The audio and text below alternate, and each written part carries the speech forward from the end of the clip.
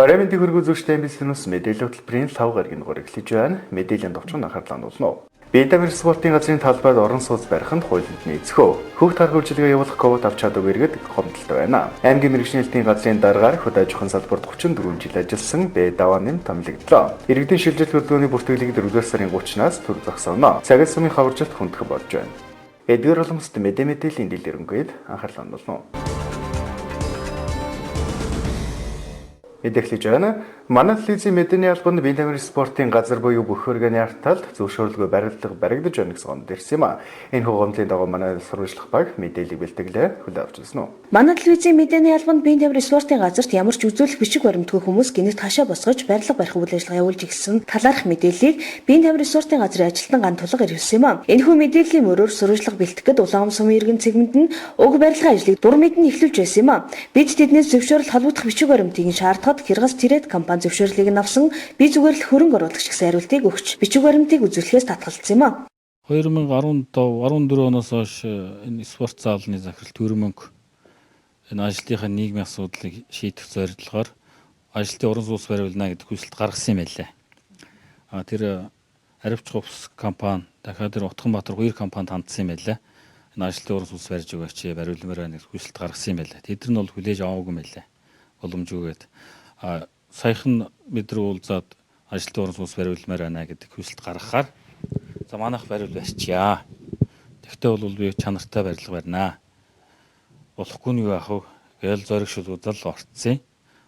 Яг одоо бичиг баримтын хувьд бол ажилтны 18 хүнээс 16 нь бол ер нь орон сууц бариулна гэдэг хүсэлтээ албаасаар гаргаад хурлаа хийгээд хурлын протоколоо үйлдээд газар хот байгуулалт аймгийн захиргаач бол хүсэлтээ гаргасан юм байлаа. Тэгээд зогс шатны байгууллагууд нь ном журмынхын дагуу буулна бүтнгээд газрыг хэсэгчлэн шилжүүлээд Хиргас Тэрэд гэдэг компани гүйцэтгэхэр болсон. Хиргас Тэрэд гэдэг компани бол барилга барьдаг компани. Би бол хөрөнгө оруулагч хүн. Ийм л учиртай. Ер нь бол нэг юм хийж нэг бадрангуй сэтгэлээр л хилцээ. Тийм их хүсээд дурлаад байх ажил бол биш, хэцүү ажил.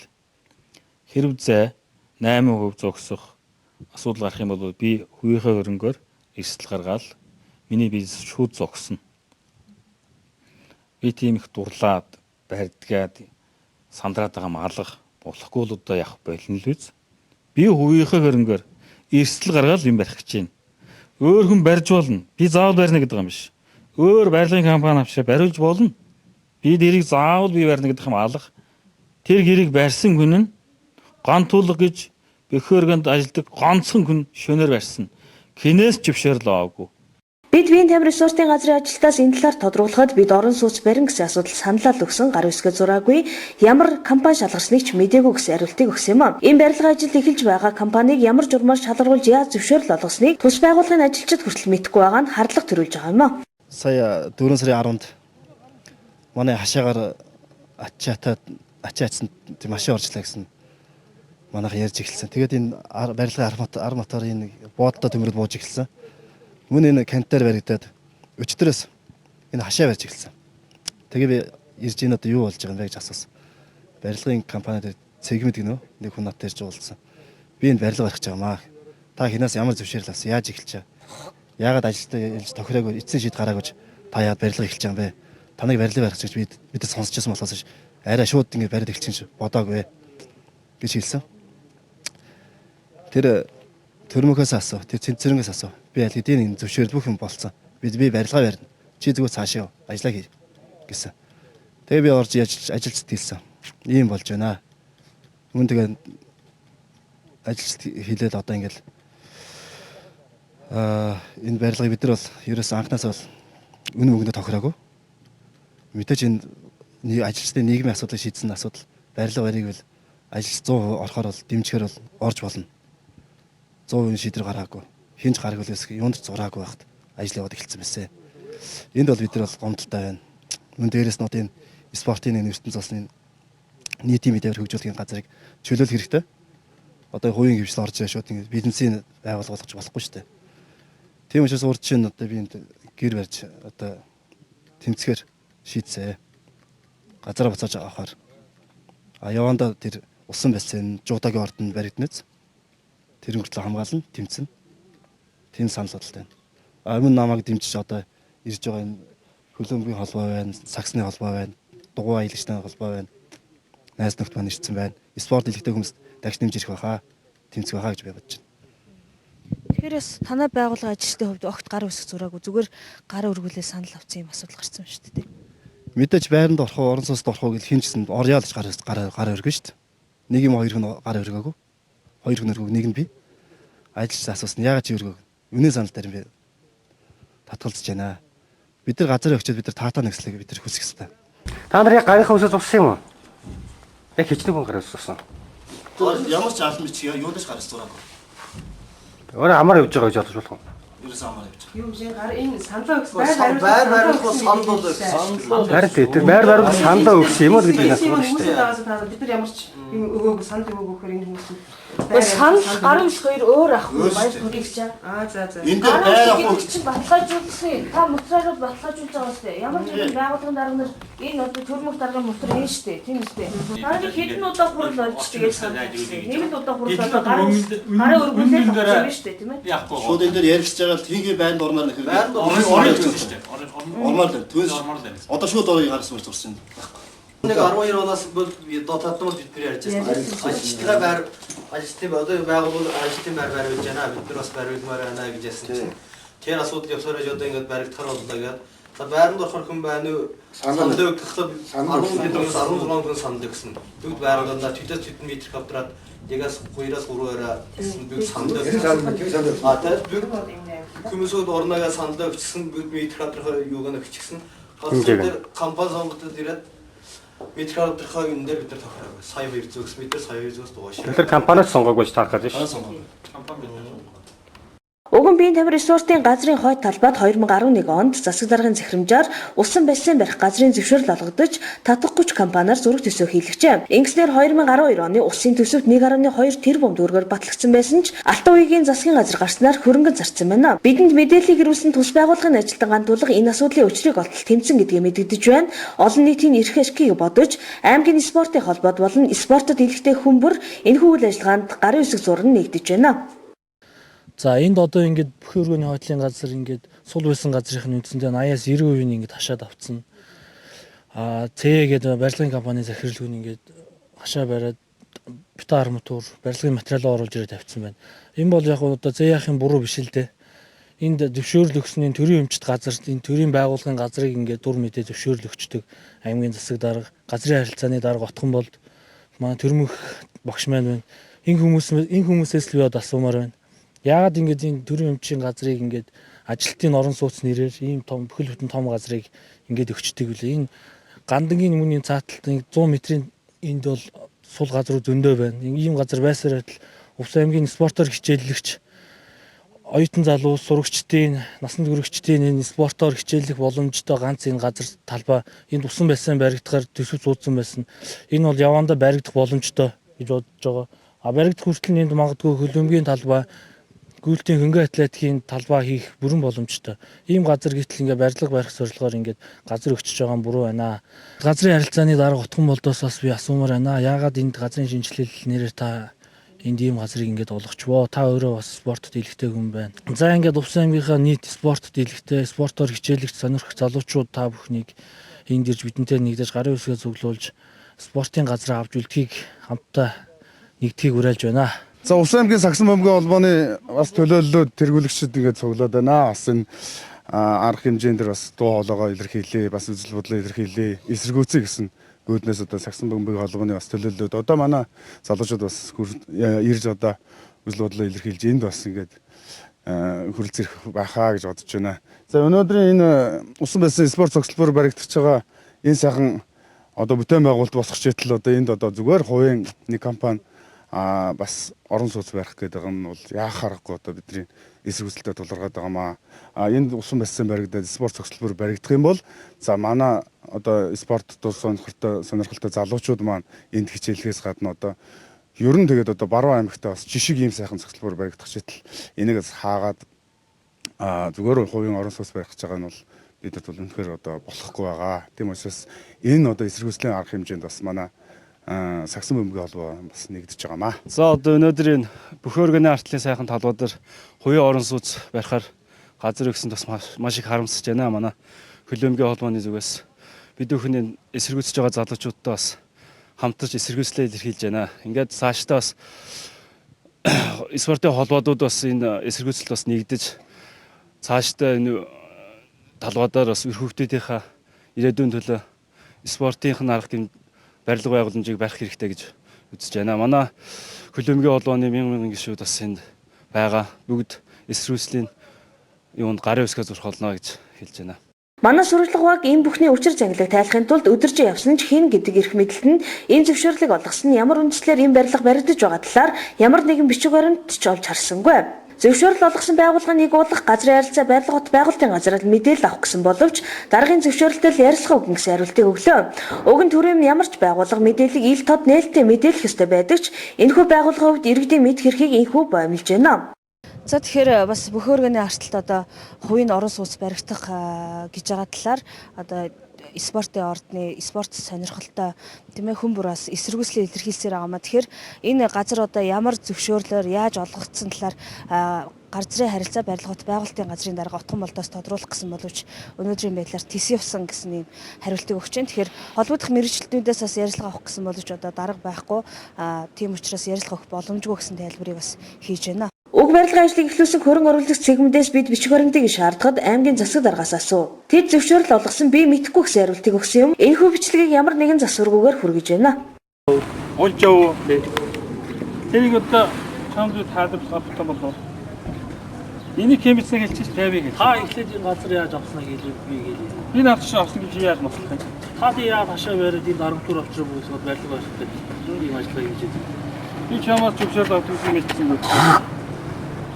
Надаас зөвшөөрөл авах ш. Та энийг ямар засаг дарганы хэдэн доод захирамжаар энэ газар авсан? Бөхөр өргөний даргаас асуудаг байна. Бөхөр өргөний дарга ийм захирамж олж газар болгож юм. Энэ хүн аялал орнуудаар Босгол гаргахаар та тэгээд ирээ байшин байцтай байна. Аа зэрэгэл дээр шүүл сүлжээтэй газар зөөхөн энэ юу гаргаж штэ аймгийн засаг даргын захирамж гарна штэ. Аа зэрэгэл дээр шүү. Яаж хэдэн доод захирамж хизээ гарсан юм. Тэр их хэлэх хаагүй ш. Албагүй ш та байшин байх гэж байгаа. Тэгвэл хууль ёстой ш. Цагдаад хэлэх хэрэгтэй байхгүй. Энэ газар хууль ёстой нэг цагдаад хандаад гэж. Таанаас үгүй зөвшөөрөл авах гэдгийг мэдээгүй ш. Яаж мэдэх вэ? Таанаас гэж энэ иргэний урчин суугчид бид залуучууд бидний спортын газраас авч ирсэн. Та болчихл та. Тэгээ та өөрөө бас залуу хүн чанартай бол энэ иргэний бүх орчин суугчдын төлөвлөлтөд тоглуулахыг хүсэж байгаа ш. Та ингэ харахгүй тоглох газар байхгүй. Энэ чинь спортын тогтмол байрнаа бид нар энийг хүлээгээд гэсэн үлээгээд хизээ барих тул гэж байсан байрыг тэгээд энэ зураг төсөл хүртэл гарцсан байгаа газар. Тийм л. Тэрээс нь шүү дээ. Энэ шийдвэр гаргах суулаас асуудаг ч юм. Энийг өөрөө хэмжиж тэрэг. За танд ямар хүмүүс шийдвэр гаргаж энд байшин яг хүйжсэн давгаад байна. Хин нэгсэн. Ямар хүн дэвшүүлсэн. Юу сэнцэн Утганбаатар Төрмөг гэсэн 3 хүний жившээрний үндэстэн гэсэн болов. За тэгэхээр бид бас Бөхөр өргөний артлт одоо барилга баригдаж байна. Хувийн орон сууц баригдаж байна. Энэ одоо ямар зөвшөөрлөөр яаж баригдаж байгаа талаар бас иргэд маань спортт илэгтэй хүмүүс маань бас тодруулж өгөх хүссэн юм а. Тэгэхээр яг одоо барилгыг бариулж байгаа хөрөнгө оруулагч гэх цэгмүүдийн хувьд одоо засаг даргаас зөвшөөрөл авсан. Мөн одоо газрын харилцаагаас зөвшөөрөл авсан гэсэн ийм асуудлыг ярьж ирсэн. Тэгэхээр аймгийн засаг даргаас ирж тодруулга авсан. Бас ямар журмаар яаж олгогдсон, захирамжаа гаргасан уу гэсэн талаар одоо тодруулах гэсэн боловч би тухайн үедээ бол энэ бол тухайн байгууллагын дарга шийдэх асуудал би бол захирамж гаргаагүй гэдгийг хэлж байна. Тэгэхээр аймгийн засаг даргын хувьд бол бас ярилцлага өгөхөөс татгалзлаа. Тэгэхээр өнгөрсөн 7 хоногийн хувьд бас орон нутгийн телевиз болох Саама ус телевизийг дуудаж бас ярилцлага мэдээлэл хийсэн байгаа. Тэгэхээр манай телевизийг бас дуудаагүй. Тэгэхээр одоо цаашид бол MBC телевизд ярилцлага өгөхөөс татгалзаж байна гэсэн юм мэдээлэл хийж байна. Тэгэхээр бид бүхнээс ороод ярилцсан боловч тийм ээ бас хил амаар дормжилж бас засаг даргын хувьд бас ёс зүг үйл гаргалаад энэ нөгөө Бөхөр өргөний артлын барилга баригдаж байгаа шүү дээ. Тэр асуудлаар л Бөхөр өргөний засаг даргын ямар нэгэн шийдвэр байна. Тухайн байгууллагаас байгууллага эзэмшиж шүү дээ. Тэгээд орон сууц яг төгөөслөд байгаа юм. Та нартай ямар нэгэн яриа өгөхгүй. Аа таны өгөхгүй байх чи хамаагүй бид. Тэгээд тань компанийн хоолсууд танаас асуу, таны зөвшөөрлөө өгсөн гэж хэллээ. Гэсэн байсан чинь Тийм учраас бид Наад чинь миний газар биш. За юу. харин тийм л Би шийдвэр Та гаргахгүй. өөрөө өөрийнхөө хүрээнд таны газар болсон гэж Наа чинь баян наадах чинь баян юу бүхэн организатор спорт хорооны өөрийнх нь эзэмшлийн газар. За юу. Өөрийнх нь эзэмшлийн газар дээр ажилтан гар хөлийн өсгөө зураад бид нар энэ дээр орон сууц бариулъя. Усан бассейн энэ талд нь ингээ байх газар нь байна. Болж байна гэж хэлээд өөрсдөө гар хөлийн өсгөө зураад өөрсдөө газар хөсөлтөө өгсөн юм байна. Түүнээс миний захирамжаар газар олгодгүй юм тийм. Манай телевизийн мэдээллийг тэнцвэртэй байлгах үүднээс аймгийн засаг дарга Цэнт сүрэнгээс энэ талаар мэдээлэл авах гэсэн боловч мэдээлэл өгөхөөс татгалзсан бөгөөд сэтгүүлчид төдийгүй хэвлэл мэдээллийн байгууллагын үйл ажиллагаа доромжилсан үйлдэл гаргалаа. Тэрээр энэхүү газрыг би мэдэхгүй тухайн байгууллагын дарга мэддэг хэмээн булзаж байгаа нь Монгол улсад хүчин төгөлдөр мөрдөгдөж буй газрын тухай хуулийнхаа зүйл заалтыг мэдэхгүй байна уу эсвэл мэдэм хөдөлж байна уу? Газрын тухай хуулийн 2021-р зүйлүүдэд аймгийн засаг даргын эрх мэдэл гүйцэтгэх чиг үүргийг маш тодорхой зааж өгсөн бөгөөд аймгийн төвд төвийн халаалт дулааны сүлжээ бүхий газар олгох эрхийг зөвхөн аймгийн засаг даргад олгосон байдгийг ч мань засаг дарга биднэр хэлэлтгүй сайн мэдэж байгаа ч тухайн байгууллага мэдэн хэмээн хуулиа зөрчин сууж байна. Тэрчмөөхөл хууль зөрчсөн үйлдэлээ бүтээн байгуулалт нэрийн дор халахвчилж бүтээн байгуулалтын цаад боллоо хэмээн сэтгүүлчийг ёс зүйгээр доромжилж суух нь төрийн хүний ёс зүйд нийцэхүү. Тэрчмөөхөл тухайн газар орон сууц барихаар байгаа бол газрын дуудлага худлааг зарлаж бусад байгууллагын компаниуд боломж олгох учиртай юм. Биеийн тамирын спортын газрын даргад газар олох эрх байдаггүй бөгөөд хууль зөрчин барилга барих гэж байгаа бол үүнийг зогсоох үргэн бас л засаг даргад байдаг. Өнөөдөр Улаангом хотын хүүхэд залуус хэрэгтэй усан бассейн барихаар зураг төсвөн хийгдэж усын төсвөр барихаар байсан ч хөрөнгө мөнгөгүй хэмээн зогсоогоод байгаа энэ бүтээн байгуулалтын газрыг ямар эрх ашигын төлөө үхэн хатан хамгаалж бизнес хийхээр орон сууц барьж буй компанид өгөх нь хэн ашигтай вэ? Өөрийн хэлснээр усан бассейн барих газар хаанч олдохтой адил орон сууц барих газар хаанч л олддог баймаар. Тэр барьдаг компани барай явуу заа. Усан бассейны наадтай газар нь усан бассейн усаар хааж барьж бол. Заавал тэнд хадаад өгсөн юм биш. Энэ тухай бид эрс сурчлах болно. Монгол улс хууль дүрмтэй түүнийг хэрэгжүүлж ажиллах нь засаг даргын үүрэг юм аа. Дараагийн мэдээ хүүхд гарах үйлчилгээний тухай хууль хэрэгжиж ирсэн цагаас хүлээлт үүсгэсээр КОБ толгойдож ирснээс хойш хил ам дагуулсаар байна. Улаан сумын хэмжээнд хүүхд гарах үйлчилгээ эрхлэх зөвшөөрөл 18 ирсэн бөгөөд хамрагдаж чадаагүй иргэдийн хувьд шудраг бус шалралт явагдсан гэж үзэж байна. 3 дугаар сарын турш хүлээлт үүсгэсэн хүүхд гарах үйлчилгээ эрхлэх иргэдэд үйл ажиллагаа явуулах эрхийг нь олгож эхэллээ. Ингээд удаан хугацааны турш хүлээлт үүсгэсэн эрх нь олгогдож дууссанаар үйлчилгээг явуулах эрх авч чадаагүй иргэдийн зүгээс гомдол ихээр гарсаар байна. Хүүхд гарах үйлчилгээ явуулах эрх авч чадаагүй иргэдийн зүгээс оноогоо өндөр авч байр орон сууцаа тохижуулж 2 сарын турш үйл ажиллагаа явуулж байгаа хэдий ч эрх олгоогүй стандартын шаардлага хангаагүй байрт иргэдэд эрх олгосон их гомдлыг гаргаж байгаамаа. Иргэдэг анх сургалтад нь хамруулсан цагаас хил ам дагуулсаар байгаа хүүхд гарах үйлчилгээний тухай хуулийн хэрэгжил муу байгааг иргэд ярьж байна. За Монгол Улсын хэмжээнд хүүхд гарах үйлчилгээ гэсэн ийм арга хэмжээ явагдаж байгаад бид өнөөдөр маш их баяртай хүлээж авсан. Юуныхаа улмаас бол өнөөдөр би одоо хүүхд 10 хүүхд 15 хүүхд хамруулахаар одоо барилгын жард 2 байр түрээслээд үйл ажиллагаагаа явуулж байгаа. Гэтэл өнөөдөр Улаангом сумаас 2 удаа бол эхлээд сумын одоо багийн засаг дарга дараа нь сумын засаг даргын тамгын газраас 4 хүний бүрэлдэхүүнтэй ийм хүмүүс ирж шалгалтыг хийсэн. Ингээд энэ шалгалтын мөрөөр бид нэр оноо дүгнэлтээ бол ирж танилцахад бол энэ дүгнэлт маань үнэхээр ийм шаардлага хангахгүй зөрчилтэй ийм дүгнэлт гаргаж одоо 18 хүнийг сонгож квот өгснгийг бол одоо мэдлээ. Өнөөдөр би энэ Улаанбаяр гээд одоо квот авсан хүний гэрээр яваад одоо өөрийнхөө зурган дээр бол бичлэг зургаа бол авчирлаа. Энд бол ерөөсөө ямар ч тийм тогтчил хийгээгүй PC тоглоом явуулж байгаад хаагдчихсан, хашаа нусан давхагдчихсан. Одоо тэр байранд хүүхд авах гээд байгаа байран дотор нь муур байгаа юм зураг өгөх юм хүнд өнөөдөр 80 ноноогээд 80 өгсөн 80 ноноогоор өнөөдөр квот өгчихсэн юм байдалтай байна. За дээр нь цэцэг бол гээд цэцэг бол гээд бас эмэгтэй байгаа. Энэ эмэгтэй бол одоо удаа дараа над дээр ирж тоглоомоос өгчээч шалгалт ирэх гээд байна. Би үзүүлчихэд чамд буцаагаад өгье гэд ингээ явж ирсэн хүн өнөөдөр бол бас энэ тоглоом миний мэтгээр л тоглоомгүй үйл ажиллагаа явуулах тийм нөхцөл байдал хангаагүй юм хүн бас энэ квотыг авсан. Ингээд бас энэний мөрөөр яваад одоо тандалт хийхээр зэрэг ердөө аймгийн засаг даргын тамгын газрын дарга Булар Эрдэнэ гэдэг хүн одоо манай энэ хүнийг тэнцвүүлээч гэсэн ийм юу санал хүсэлт ирснээс уламжилж одоо бидний тэмцэлсэн юм а гэх жишээний өнөөдөр ийм байдлын одоо хөвгт харах үйлчилгээний хүмүүсийг сонгож квот өгч байна. Хүүхэд харах үйлчилгээний тухай хууль хэлэлцэгдэж эхэлсэн цагаас л ажилгүй иргэдийг ажилтай болгоно, хүүхдүүд гэрээр мэдлэг боловсралтай болно гэж хуулийг санаачлагчид ам уралд нь ярьж байсан ч өнөөдрийн байдлаар хил ам дагуулж иргэдэг бухимдуулахаас өөр зүйл байхгүй гэдэгтээ хинч марахгүй зэ.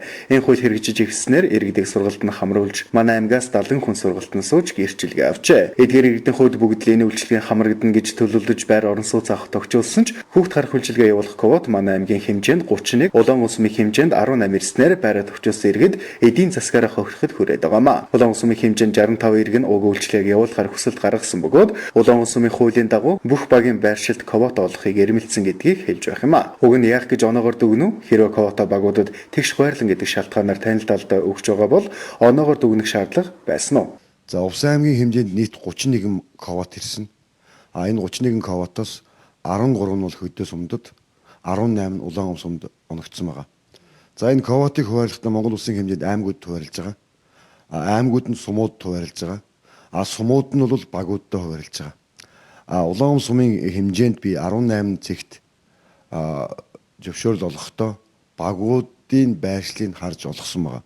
Жишээлбэл 1-р баг дээр, 2-р баг дээр гэх мэтээр баг дотроо эхний байр эзэлсэн дараалалаараа оногдох квотоо авч байгаа. Жишээлбэл 3-р баг хамгийн олон хүнтэй, 3-р баг дээр бол 5 квот олгож байгаа. 1-р баг дээр 1, 2-р баг дээр 1 гэх мэтээр. Тэгэхээр энэ зарим иргэд нэг янз янзын гомдол тавиад байгаа. Жишээлбэл би энэ үйл ажиллагааг 2 сар эрхэлсэн гэж байгаа. Хаанаас ямар зөвшөөрөл авсан гэхээр байхгүй. Ямар ч зөвшөөрлгүй эрхэлчээд 2 янзын үнэлгээгээр тогтоохлоо. 1-р нь багийн застрах үнэлж байгаа. 2-р нь Улаан усын тамгын газраас ажлын хэсэг гараад үнэлсэн байгаа. Тэгэхээр энэ үнэлгээгээр баг дотроо 7-8-д орчоод тэгээ гомдол тэмцэл гаргаад явж байгаа. Энэ гомдол тэмцлээсээ илүү бид нар бас нэг зүйлийг олж харах хэрэгтэй. Энэ хүүхд харах үйлчлэгээ бол 1-р нь төрийн том бодлогоо. Энэ зүгээр бизнес хэлбэрээр ерөөсөө ойлгох сэтгэж болохгүй. Ялангуяа хүүхд хамгааллын асуудал бол чухлаар тавигдах ёстой зүйл. Тэгэхээр зүгээр л бизнес санаа ч юм уу гэж ойлгож энэс их хэмжээний мөнгө олно гэж сэтгэж ерөөсөө болохгүй зүйл. Зарим хүмүүс бол энэ зүйлийг маш зөв зүйтэй би ихэнх хүмүүстэй уулзсан байгаа. Энэ 65 хүний нэлээд хиттэй уулзсан. Зарим нь бол зөв зүйтэй хүлээж авч байгаа. Ер нь бол энэ үйл ажиллагааг эрхлээд шалгарлаараа бас зарим хүмүүс нь бас нэрээ татах байх. Энэ биений хийх ажил биш байна гэдэг тал дээр бас ойлгож хандах байх. Тэгээ энэ хасагдсан гэдэг байгаа хүмүүс жишээлбэл 65 хүнээс 48-аас доош орсон хүнд жишээлбэл бас эрх олгоход бас хэцүү. Тэгэхээр энэ чиглэл дээр бас иргэд маань энэ ялангуяа энэ хэдэн хүн байгаа л да. Болцоо байдгүй бүгдэнд л өгч тийм чиглэлийг барьж байгаа. Хамгийн зөв хөвлөр гэдэг утгаар бид нар бас энийг застрахын зөвлөл дээр, ажлын хэсэг дээр маш олон талаас нь ярилцж ийм шийдвэрийг гаргасан юм аа. Тэгэхээр Улаан усмын застрахын тамгын газраас шалгалтын комисс томилно хэн шалгалт хийж оноо өгсөн ямар ч хэрэггүй зүйл гэдэг нь энэ жишээнээс томтогдож байна. Улсын их хурлаас баталсан хууль бүх иргэдэд тэгш үйлчлэх ёстой. Хэн нэгэн тушаал лүндэн буулгалаа гэд тэднийгээр явж байгаа төрийн албаны ажилчдыг юу гэж ойлгох вэ? Дараагийн мэдээ аймгийн мэргэжлийн газрын дарга Батуулдыг төрийн шалгалтын байгууллагад 3-аас доош жил ажилласан гэх шаардлагыг хангаагүй хүнслэлээр 3-р сарын 14-ний өдөр ажилласан чөлөөлсөн билээ. Энэ өдрөөс хойш мэргэжлийн газар удирдлаггүй ажиллаа явуулж байсан бөгөөд дарга нь томилогдсон байна. Мэргэжлийн газрын даргаар Тэс сумын харьяат хөдөө аж ахуйн чиглэлийн мэргэжилтэй Баатрин давааним томилогдсон байна. Аймгийн мэргэжлийн газар 2014 онд хийсэн ажлаараа дүгнүүлж улстай 15 дугаар байранд орж ирсэн бол 2015 оны ажлаараа улстай тэргүүлсэнийг бид бүхэн мэдээллийн хөтөлбөрөөр дамжуулан хүргэж байсан билээ. Тус байгууллага иргэд аж ахуйн нэгж байгуулах хуваарай хөдөлмөр эрхлэгчдийн эрх ашиг тэдний аюулгүй ажиллагааг хангах талаар зөвлөн туслах үйлчилгээ үзүүлж ажилласаар байна.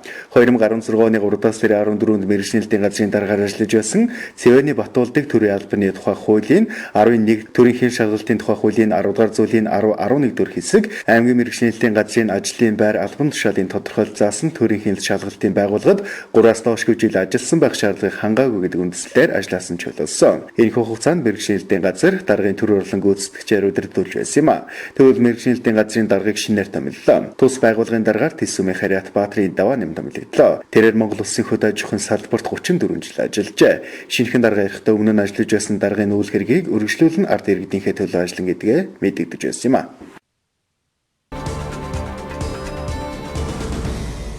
Аймгийн статистикийн хэлтээс улсын бүртгэлийг хэлтээс хамтран үйл ажиллагаа явуулаад бага хугацаа өнгөрчээ. Энэ жил сонгуулийн жилтэй холбогдуулан иргэний хаягийн шилжилт хөдөлгөөний бүртгэлийг 4-р сарын 30-ны өдрийг хүртэл хийж дуусгахаар төлөвлөсөн байна. 2016 оны 3-р сарын 1-ээс аймгийн статистикийн хэлтээс улсын бүртгэлийн хэлтээс нэгдэн үйл ажиллагаа явуулж эхэллээ. Сонгуулийн жил болж байгаатай холбоотойгоор улсын бүртгэлийн статистикийн газраас мэдээлэл хийсэн юм а. Аймгийн хэмжээ сумдын хурлын шийдвэрээр сонгуулийн 93 хэсэг ажиллах шийдвэр гарчээ. 93 хэсэгтэр сонгогчдын нэрсэг зоох ажил хийгдэж цахим хуудаснаа байршуулад байна. Сонгуулийн хугацаа болох хүртэл иргэдийн зүгээс бүртгэл цэгийн хаягаар орж өөрийн хаяг бүртгэлээ харж шалгах хэрэгтэй юм а. 4-р сарын 30-наас иргэдийн шилжилт хөдөлгөөн бүрэн зогсох бөгөөд энэ хугацаанд иргэдийг байнга оршин суудаг багтаа иргэний бүртгэл хийх ёстойг анхааруулж байна. Сонгуулийн бэлтгэл ажлын хүрээнд сонгогчдын нэрсийн жагсаалтанд бичигдэж байгаа хүмүүсийн хаягийн бүртгэл их чухал байгаад байгаа маа. Тэгээд нэг сарын аян өрнүүлээд явж ийн л та. За энэ юу юм гэхээр хуулийн дээрч байгаа юм иргэд 180 хоногоос дээш хугацаа буюу 6 сараас дээш хугацаагаар тэрийг байнга амьдардаг гэж үзэж байна л да. Тэгээд тэр байнга амьдардаг газараа хаягийн бүртгэлээ хийлгэх ёстой. За тэгээд тэр газараа 10 хоногийн дотор бүртгүүлж засаг захиргааны нэг нэгжээс нөгөө нэгж шилжсэн бол 180 хоногоос дээш хугацаанд амьдрах газараа 10 хоногийн хугацаанд тэр иргэн бүртгүүлээд хаягийнхаа хөдөлгөөнийг иргэний үнэмлэхэндээ хийлгэх тухай ийм журам засгийн газрын тогтоол байгаад байгаа. За тэгээд сонгогчийн нэрсийн жагсаалтыг оршин сууж байгаа газрынх нь хаягаар бүртгэнэ гэсэн бас сонгуулийн тухай хуулийн дээрээ ч байгаа маа. За тэгээд энийг одоогоор бол амьдрал дээр зөрүүтэй юмнууд их байна л да. Жишээлбэл би 7-р баг дээр байнга амьдардаг мөртлөө миний хаягийн бүртгэл нь 4 дээр ч явж байдаг юм уу. Тэгээд өөрөөр хэлбэл би энэ 7 дээр ирээд 10 хоногийн дотор бүртгүүлэх үүргээ тухайн үедээ ерөөсөө хэрэгжүүлээгүй, биелүүлээгүй, иргэн өөрөө тэр үүргээ биелүүлээгүй. Нөгөө талаасаа бас улсын бүртгэлийн байгууллага болохоор тэр хүн өргөдлөө өгөөд би ингэ шилжиж байна гэдгээ мэдэгдээд тэрний дагуу шилжих хөдөлгөөнийг хийх ёстой. Тэгвэл бас багийн дарга нартайгаа холбоотой байгаад иргэдийн шилжилт хөдөлгөөнийг яаж юу хичнээн хүн танаа баг дээр шилжүүлэггүй ч гэдэг юм уу ингэж амьдарч яах вэ ингээд хоорондын тийм холбоо харилцсан ажлын уялдаач гэдэг юм уу тийм юмнууд нь бас дутуу байсан талууд байна л та. Тэрнээсээ болоод иргэд олноороо ер нь бол дийлэн хөдөө сумдаас ирсэн амьдарч байгаа хүмүүс нэлээдгүй байгаа. Тийм зөрчил бол нэлээд байгаа. За тэгээд иргэд яаж шилжих вэ гэж бас асуугаад байгаах тийм ээ. Тэгэхээр иргэд болохоор өргөдлөө би танаа багаас шилжиж байна. Тэдний багт очиж тэр багт тэдний тогтод би очисан гэд өргөдлөө багийн даргад ийм шалтгааны улмаас би шилжсэн гэд шалтгаан юм тодорхой бичсэн өргөдлөө багийн даргадаа өгөөд багийн дарга нь өөрийнхөө багаасаа хасалт хийгээд юм нарийн хуудасаар шилжиж байгаа. Тэгээд Улаангом сумд улсын бүртгэгч ажиллаж байгаа. Нэг цэгийн үйлчлэгийн дээр сууж байгаа. За тэр хүн дээр очиод нэг багаасаа хасалт хийгээд нөгөө баг дээрээ нэмэлт хийлгээд тэгээд тэр нарийн хуудас аваад тэгээд нөгөө баг дээрээ бүртгүүлэх ийм л үйл явц явах юм. Тэгээд ингэсэн тохиолдолд улсын бүртгэлийн байгууллага улсын бүртгэгчээр дамжуулаад шууд шивэлт хийгдээд тэр нь ерөнхий бааз дээр өөрчлөлт хийгээл явна гэсэн үг л дээ. 4-р сарын 29-ны өдрөөс 4-р сарын 30-ны өдөр хүртэл иргэний хаягийн болонд шилжилт хөдөлгөөний бүртгэл явагдахгүй болохыг анхааруулж байна. Мөн иргэдийг 25 болон 45 насны эцэг үнэлэхний сонголтоо хийлгэхийг сануулж байна. Дараагийн мэдээ манай аймаг гэлэхгүй Монгол Улсын нийт газар нутгийг хамарсан байгалийн гам шиг болж байна. Хэдий 4-р сар гарч өөрийн хавар ирсэн хэдий ч ихэнх сумдад хаваржилт хүндэрч малын зүү бус хорогдол их хэмжээгээр гарч байна. Цагил сумын хувьд хаваржилт хүндэрч малчид зотруухан байна. Малчид өвлийн улирлыг арга цаана ундмын дорсон ч хатуухан хавартай залгаад байна.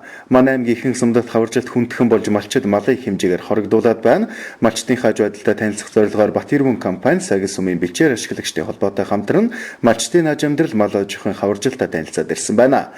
Сүүлийн жилүүдэд ойнод хомсдож, бэлчээрийн дац хэтэрснээс сүлжилт эрчимтэй явагдаж, инхүү ганц зууд болж байгааг туршлагатай малчид ярьж байна. Хаваржилт удаал цасуус нь хайлал яг нэг жигдэр чинь гэхдээ бас ер нь мал зүтгэшинчтэй байна. Цагаар байдлын тогтворно та. Тиймэрхүү л ашигтай. Энэ одоо хурцыг дутуундаг. Надад хоёрдугаар тэгэхээр хамаа намаг газар орноо хуусан энэ алт гэвэл одоо янз бүрийн юм болол интенцээч гэдэг. Би энэ тэрнээс болж идэм болов байгаль тэгж бас одоо ер нь авралын алдаа навхан болж идэм болов гэж боддоо юм. Бүх шат шатны хүмүүсийн ямар алах гэмж авч яавал гэл болмоор энэ таны бодол.